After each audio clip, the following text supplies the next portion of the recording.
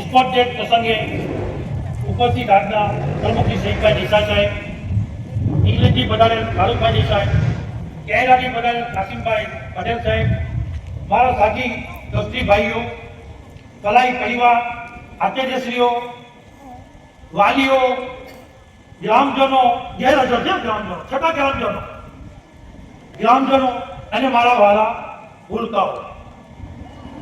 Spot day, sport સારી વસ્તુ છે, પણ મારી દ્રષ્ટિએ શિક્ષણનો ભોગ આપીને નહીં. પહેલું શિક્ષણ અને પછી રમત ગમત. આ તમને ભણાવે ટીચરો છે, સારું છે, રિઝલ્ટ આવે જ છે, પણ એક ટ્રસ્ટી અને સેક્રેટરી તરીકે હું તમને જો ના કહી કહું તો આ સ્કૂલમાં શૂન્યાવકાશ છે એવું લાગે. એટલે મારે તમને થોડીક નસીહત લેખિતમાં કેવી છે એ ધ્યાનથી સાંભળજો. તમે પહેલા ક્લેવર બનો, કલેક્ટર બનો અને પછી ક્રિકેટર બનો. તમે ક્રિકેટર બન્યા પછી કલેક્ટર બની શકશો નહીં અને ક્લેવર બની શકશો નહીં.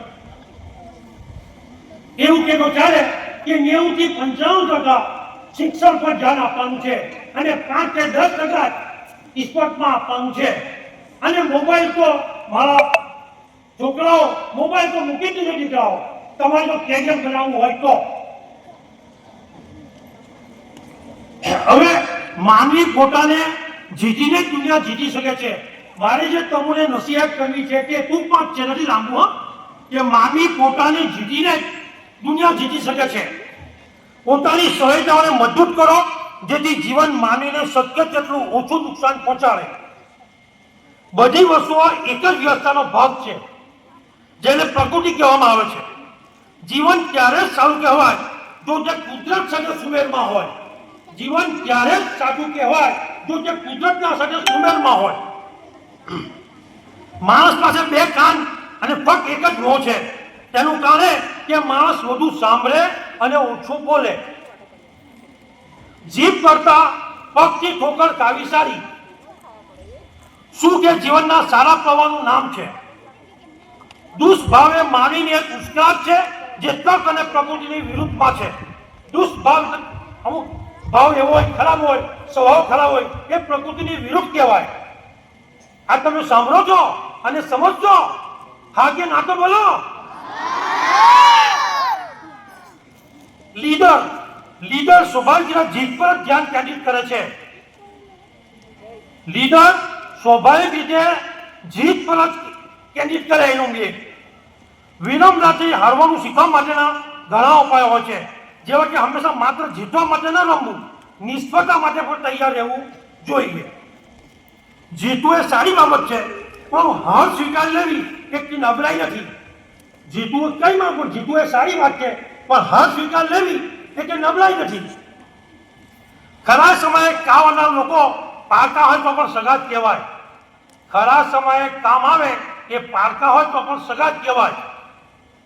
નબળાઈ બતાવી એ પણ હિંમતનું પ્રમાણપત્ર છે. હું પોતે એમ કેમ કે મને ઇંગ્લિશ નથી આવડતું, એ મારી નબળાઈ થાય, પણ એ બી હિંમતનું કામ છે ને. એક દાખલો આપ્યો કે ભાઈ મને ઇંગ્લિશ નથી આવડતું, તો એમાં મારે શરમાની કોઈ જરૂર નથી. જો ઈરાદો મજબૂત હોય તો દરેક દરવાજા ખોલી શકાય છે. સફળતાનું રહસ્ય ક્યારે રોકવાના છે. કોઈ પણ લક્ષ્ય સુધી પહોંચવા ફક્ત પ્રતિભા પૂરતી નથી, સતત પ્રયાસ પણ જરૂરી છે. જુસ્સો રસ્તો બતાવે છે અને ધીરજ તમને માર્ગ પર ટકાવી રાખે છે. પોતાના કામમાં હંમેશા એક હેતુની શોધ કરો. એક વાર તમારી મહેનત રંગ લાવશે પછી તેનો આનંદ ક્યારે પણ ઓછો થશે નહીં. આ કલમની પણ એક કમાલ છે. પોતે ખાલી થઈ બીજાની જિંદગી લખે છે, જેથી કરી આપણે કલમ જેવા બનીએ. એવી મારી રાય અને સલાહ છે. समझ भी एक समझ है, जिसने समझ को ना समझा वो भी एक ना समझ है. હું તને સમજાવી રહ્યો છું, હવે તમે નહીં સમજો તો તમે ના સમજ કહેવાશો. અંતમાં વાલીઓને નમ્ર અપીલ છે કે તમારા બાળકો એ ફલાઈ પરિવારના જ બાળકો છે. બાળકો ફલાઈ પરિવારના અણસમતા નથી. જે કંઈ પગલાં લેવામાં આવે છે તે બાળકોના ભવિષ્ય માટે જ લેવામાં આવે છે. જેથી કરી થોડી ધીરજ રાખશો. તમને કંઈ ખોટું જણાતું હોય તો સેક્રેટરી તરીકે મને તેમજ મારા સાથી મિત્રો સલીમભાઈ, જુબેરભાઈ કે બીજા ટ્રસ્ટીઓનો સંપર્ક કરી શકો છો. છોકરાને બે થાપણ મારી હોય તો છોકરાના ભલા માટે મારી હોય. છોકરાને ડિસિપ્લિન શીખવવા માટે મારે છે. એ છોકરા કોઈ ટીચરના દુશ્મન નથી. હા, કંઈક ભૂલ થાય તો તમારો અમારો સંપર્ક કરવાનો રહ્યો. जमाने में जरूरी है बहुत तालीम का होना. जमाने में जरूरी है बहुत तालीम का होना.